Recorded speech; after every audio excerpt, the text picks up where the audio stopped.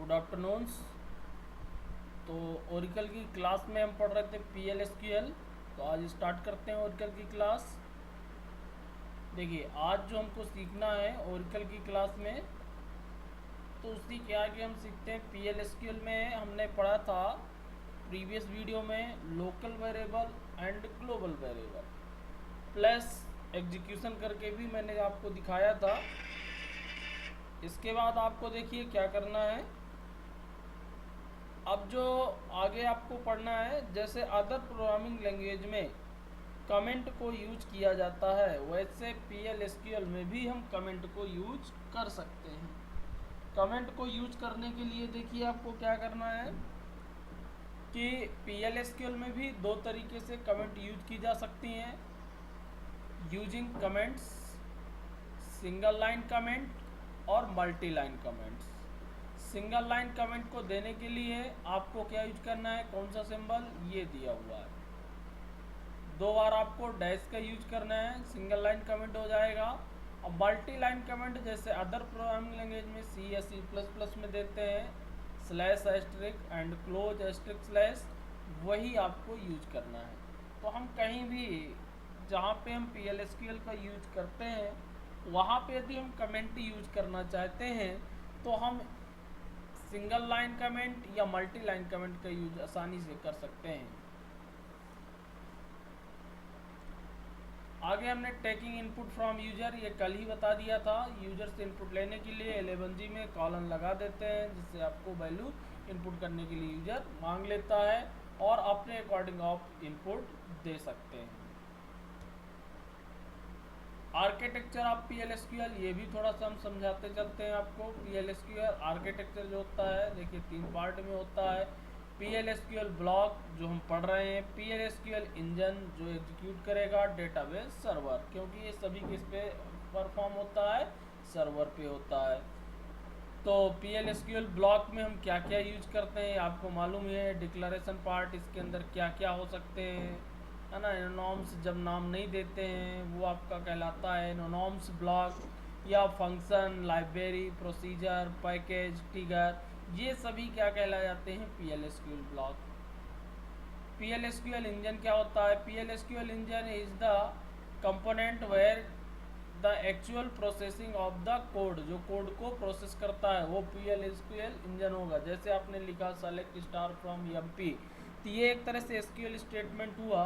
ये किसके पास जाएगा, PL/SQL इंजन के पास जाएगा। PL/SQL इसको क्या करेगा, प्रोसेस करेगा।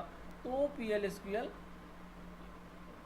इंजन का वर्क होता है। Separate PL/SQL unit will be handle by the PL/SQL engine, स्वयं हैंडल करता है। अब database server, database server this is the most important component of PL/SQL unit which store the data, जहाँ पे डेटा क्या होता है, हमारा स्टोर होता है। The PL/SQL engine use the SQL from PL/SQL unit to interact with the database server, यानी कि जो भी हम यूज करते हैं SQL PL/SQL स्टेटमेंट, वो किससे इंटरेक्ट होते हैं, डेटाबेस सर्वर से। तो इस तरीके से 3 पार्ट में इसका आर्किटेक्चर डिवाइडेड होता है, यानी कि PL/SQL ब्लॉक जो हम पढ़ रहे हैं पूरा, PL/SQL इंजन ये है जो एग्जीक्यूशन का काम करता है, और डेटाबेस सर्वर। इसको आप इस डायग्राम के माध्यम से भी बनाकर समझा सकते हैं। देखिए PL/SQL ब्लॉक हुए, ये कहाँ जाएगा, PL/SQL इंजन ये आपका हुआ, यहाँ पे यूनिट काम करता है, और PL/SQL से इंजन से जुड़ा हुआ क्या होता है, डेटाबेस सर्वर। ये पूरा आर्किटेक्चर है ओरिकल का, ये भी आप ध्यान दें और आर्किटेक्चर को यहाँ पढ़ लेना है। इसके आगे अब बात करते हैं इसके एडवांटेज, PL/SQL को यूज करने के हमारे क्या हैं। बेटर परफॉर्मेंस, आपने देखा ही, 2-4 एग्जांपल हम बना चुके हैं। SQL से हमको अच्छा रिस्पांस मिलता है, प्लस एग्जीक्यूट बल्क लेदर, एक साथ कई स्टेटमेंट हम एग्जीक्यूट कर सकते हैं, जबकि SQL में ओनली 1 स्टेटमेंट एग्जीक्यूट होता था। हाई प्रोडक्टिविटी है, टाइट इंटरेक्शन है, इंटीग्रेशन विथ SQL के है, फुली पोर्टेबिलिटी है, कहीं भी ले जा सकते हैं, सिक्योरिटी भी अच्छी है, ऑब्जेक्ट ओरिएंटेड कॉन्सेप्ट को भी हम PL/SQL में यूज कर सकते हैं। आगे हम पढ़ने को मिलेगा, आपके सिलेबस में नहीं है लेकिन फिर भी हम देखेंगे। ऑब्जेक्ट ओरिएंटेड फीचर्स भी आप यूज कर सकते हैं किसमें, PLSQL में। इसके बाद PLSQL डेलीमीटर्स क्या कहलाते हैं, देखिए ये तो मैं आपको समझाने के लिए रखा है। डेलीमीटर्स यहाँ पे नया नाम था इसलिए आपको बताना चाहता हूँ। A delimiter is a symbol with a special meaning. Other programming language में जिस प्रकार से स्पेशल सिंबल यूज किए जाते हैं उसी को यहाँ डेलीमीटर्स कहते हैं, यानी कि ऐसे सिंबल जो अपनी स्पेशल मीनिंग रखते हैं उनको क्या कहा जाता है, delimiters. Following the list of delimiters PLSQL, जैसे प्लस माइनस इंटू, ये आपको मालूम है, addition subtraction multiplication. Attribute indicator होता है, ठीक है। कैरेक्टर स्ट्रिंग डेलीमीटर होता है यहाँ। इस तरीके से ये डेलीमीटर यूज करते हैं। ये देखिए ये आपका असाइनमेंट ऑपरेटर होता है स्पेशल, एसोसिएट ऑपरेटर होता है, एसोसिएशन ऑपरेटर, कॉन्कनेट ऑपरेटर जिससे हम प्लस करके उसको प्रिंट कराते हैं। इस तरीके से आप ये बता सकते हैं।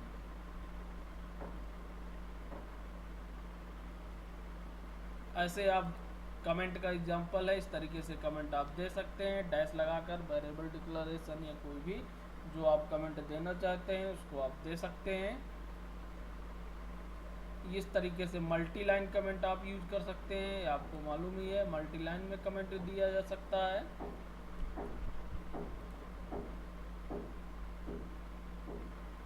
PLSQL प्रोग्राम यूनिट, यानी कि क्या क्या होता है PLSQL में, कौन कौन सी यूनिट, ये PLSQL ब्लॉक पढ़ रहे हैं, फंक्शन भी होते हैं, पैकेज भी होते हैं, पैकेज की बॉडी भी बनती है, प्रोसीजर भी होता, ट्रिगर भी होता, टाइप ऑफ बॉडी, ये सब हम पढ़ेंगे अभी आगे।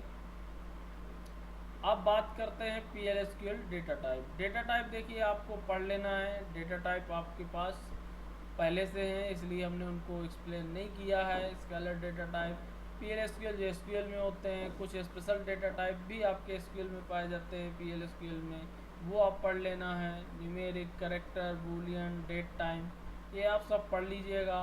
न्यूमेरिक डेटा टाइप अब कौन कौन से हैं, फिर कैरेक्टर डेटा टाइप कौन कौन से हैं, फिर डेट टाइम के कौन से डेटा टाइप हैं।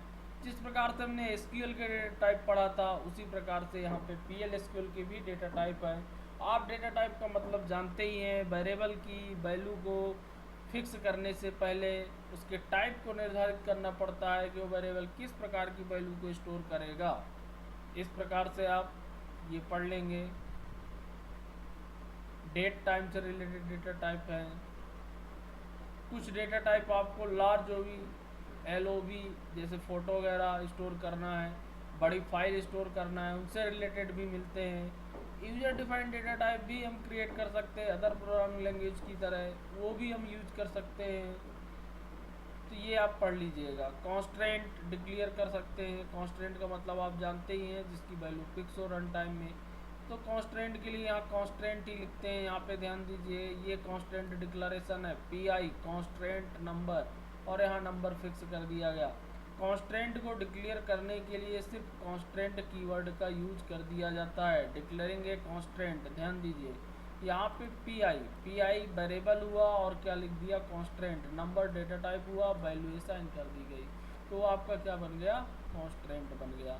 इस प्रकार से कोई भी प्रोग्राम हम यहाँ पे बना सकते हैं। ये आपके ऊपर डिपेंड करता है कि उस प्रोग्राम को किस तरीके से आपको उसको क्रिएट करना है।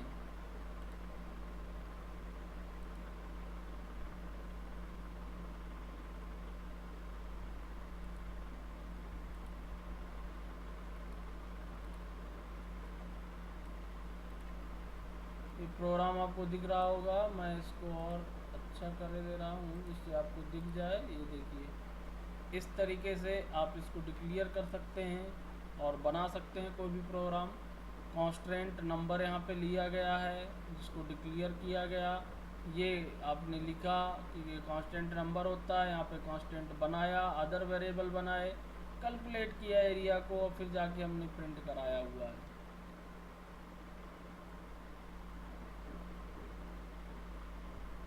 अब हम बात करते हैं PLSQL लिटरल्स। ये ध्यान दीजिए, literals is a explicit numeric character string और Boolean value not represented by an identifier. Identifier के रूप में हम उसको रिप्रेजेंट नहीं करते हैं, न्यूमेरिक, कैरेक्टर, स्ट्रिंग या बूलियन वैल्यू को क्या कहा जाता है? Literals. For example true, 555, null, tutorial, point या कुछ भी ऐसे जो हम देते हैं ये आपके क्या कहला जाते हैं? लिटरल।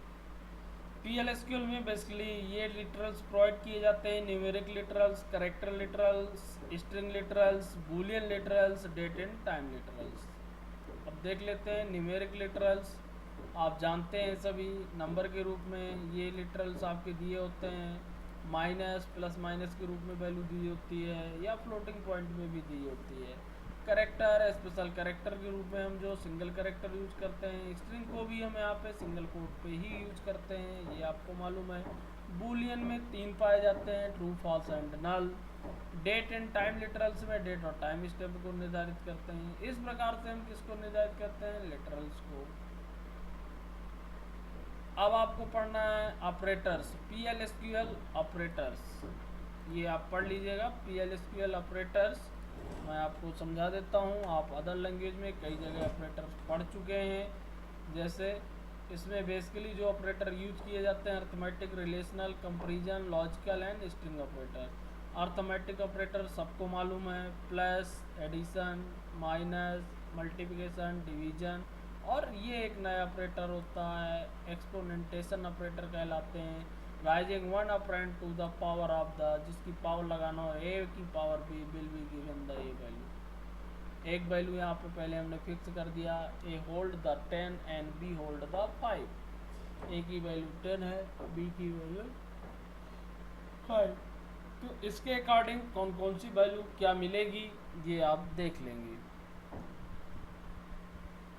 इसी प्रकार से ये रिलेशनल ऑपरेटर हैं। जैसे अदर प्रोग्रामिंग लैंग्वेज में रिलेशनल ऑपरेटर यूज किए जाते हैं, वैसे इसमें भी हम यूज कर सकते हैं। Equal to, not equal to. Not equal to के 3 प्रकार से यूज किए जा सकते हैं, ये भी नॉट इक्वल टू है, ये भी है, ये भी है। Greater than, less than, equal to, less than, greater than, equal to, ये यूज कर सकते हैं। कंपैरिजन ऑपरेटर आपके ये देखिए हम पढ़ चुके हैं। कंपैरिजन ऑपरेटर भी एक्चुअल में ये हमको जो रिजल्ट प्रोवाइड करते हैं तो या तो ट्रू देगा या फॉल्स या नल। जैसे लाइक, ये हमने पढ़ा था, है ना। जैसे लाइक जेड परसेंटेज AI, यानी कि स्टार्टिंग जेड से हो, लास्ट में AI हो। इस तरीके से कोई भी हम नाम निर्धारित कर सकते हैं। ये किसके लिए होता है? लाइक के बिटवीन। कोई रेंज सर्चिंग ऑपरेटर है, रेंज निकालने के लिए। इन ऑपरेटर भी हम पढ़ चुके हैं, जो बॉक्स में वैल्यू होगी ABC वही डिस्प्ले करेगा, दूसरा नहीं। इज नल, नल को चेक करने के लिए इसका यूज किया जाता है। If x equal m then x is null, return boolean true या फॉल्स। तो इस तरीके से अर्थमेटिक और प्लस कंपैरिजन ऑपरेटर आपने पढ़े। लॉजिकल ऑपरेटर जैसे अदर लैंग्वेज में होते हैं उसी प्रकार से इसमें भी 3 होते हैं, एंड और not. And A and B is false, यानी कि दोनों वैल्यू यदि क्या होंगी आपकी, जब ट्रू होंगी तभी आपको ट्रू देता है, अदरवाइज क्या देता है? False. Called the logical and operator if both the operand are true then condition becomes true. यदि दोनों कंडीशन ऑपरेंड आपके ट्रू हैं तो आपको क्या मिलता है? ट्रू। और इसमें क्या होता है? If any of two operand is true, कोई भी यदि दो में से एक ट्रू है तो आपको ट्रू मिलेगा।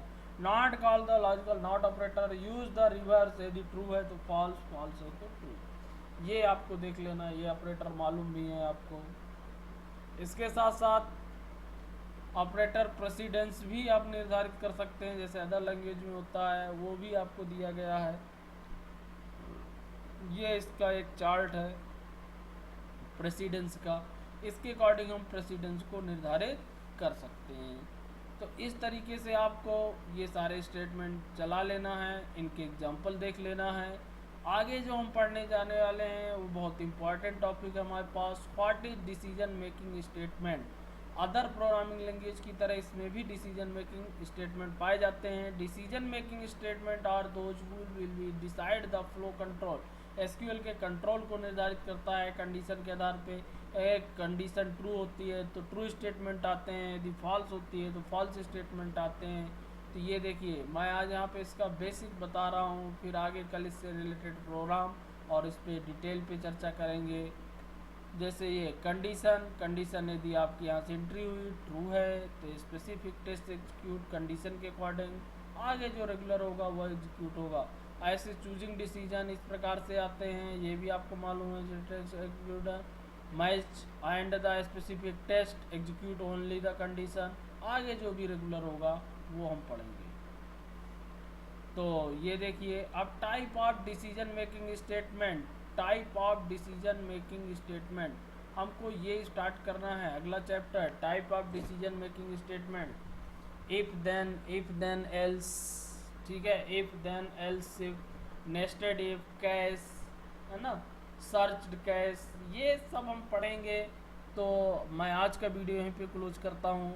आपको जो वर्क करना है ध्यान दें, जो एग्जांपल आपको बनाना है, आज आपको एग्जांपल सभी ऑपरेटर से रिलेटेड एग्जांपल बनाकर चलाना है। क्योंकि अदर प्रोग्रामिंग लैंग्वेज में आप बना चुके हैं इसलिए मैंने यहाँ पे एग्जांपल नहीं बताया है।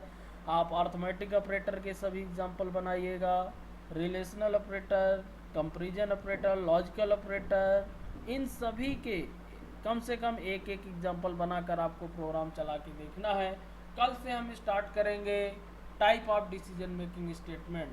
तो आज का वीडियो मैं यहीं पे क्लोज करता हूँ।